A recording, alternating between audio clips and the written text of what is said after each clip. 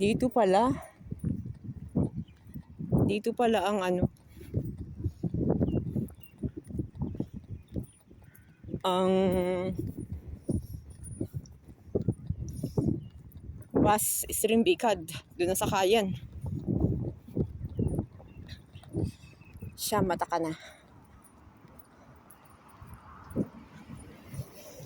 Maintindihan. Sabak tatawid dito. Gulo-gulo. Ayan.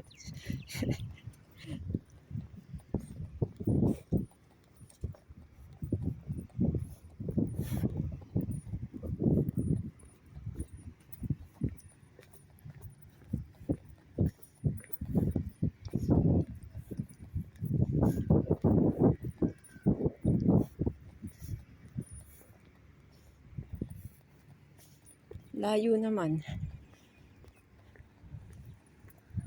Pababa.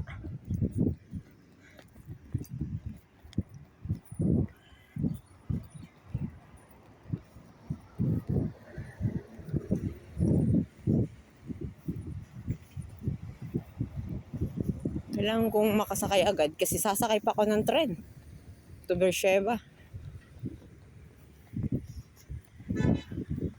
Binigyan niya ako ng tubig. O di ba?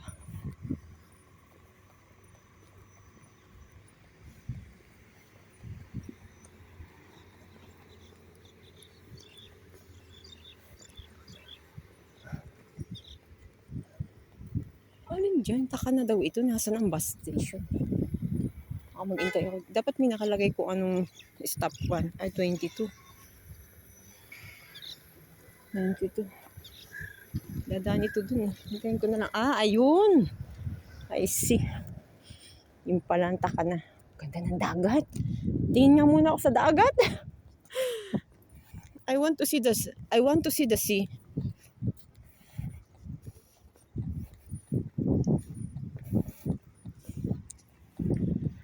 May scooter dito. If you want to hire, you can ride.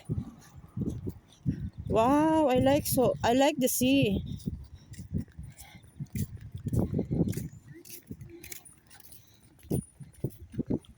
Anyway, ayusin naman nila ng mga dokumento ko. Russian ang housekeeping manager ko. Russian din ang ano ko. Ang general manager. No. Ang HR manager.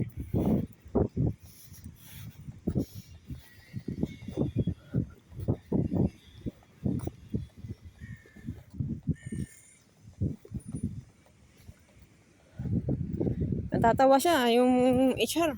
Sabi ko 47 na ako. Wala ba sa mukha? Wow! Beautiful sand. Maganda ang buhangin dito. Parang Tel Aviv. Ibig sabihin, malapit na to sa Tel Aviv. Ang buhangin ay katulad sa Tel Aviv. Titingnan ko. Sa Tel Aviv kasi nanginginang eh. Kristal-kristal ang buhangin. Ibig sabihin, karugtong lang ito ng Tel Aviv. Asdod is like Tel Aviv. Yeah! Parang mas maganda yung buhangin nila dito. Puting-puti. Pag nag-kristal to, kadugtong na ito ng Tel Aviv. Ay, parang Tel Aviv. Katulad ng Tel Aviv, nagkikristal. Maganda. Ang dagat ng Asdod. Maliit lang yung area. Pero, tahimik. Sige, bakit madam tahimik dito? Kasi hindi pa summer. Okay, alam na this. Hindi pa peak season sa mga buhangin.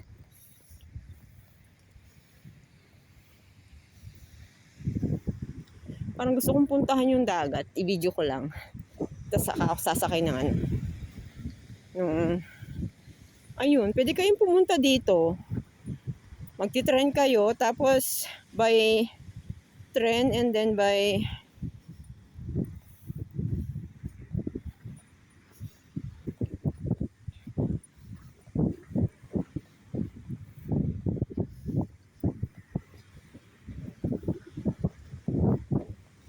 Hi Raven. Manishima.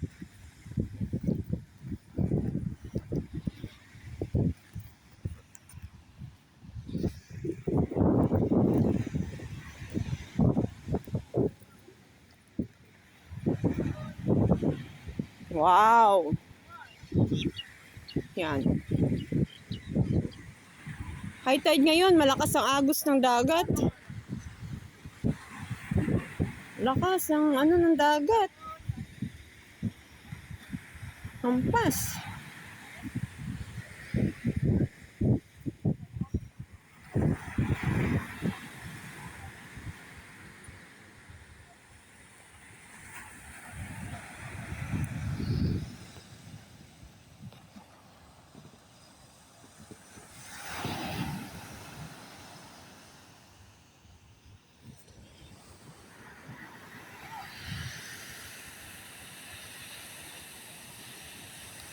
Ngayon kung naging komportable na ako sa tirahan at trabaho, baka tapusin ko na lang yung 5 years. Hindi ko ma-extend ng Pilipinas kami another year. Saka ako siguro lilipat. Bigla nila akong pinalipat eh. Ang ganda ng langit dito. Parang humahalik ang langit sa dagat. Parang ang lapit ang langit dito sa Asdod. Okay. Bye-bye. Maganda ang buhangin. Parang kasulad siya ng buhangin sa Tel Aviv. Oh, yung palang isang burol na yan, puro buhangin. Ibig sabihin nakakarating diyan ng dagat sa taas na yan. Mababa ang dagat ngayon. Bye-bye.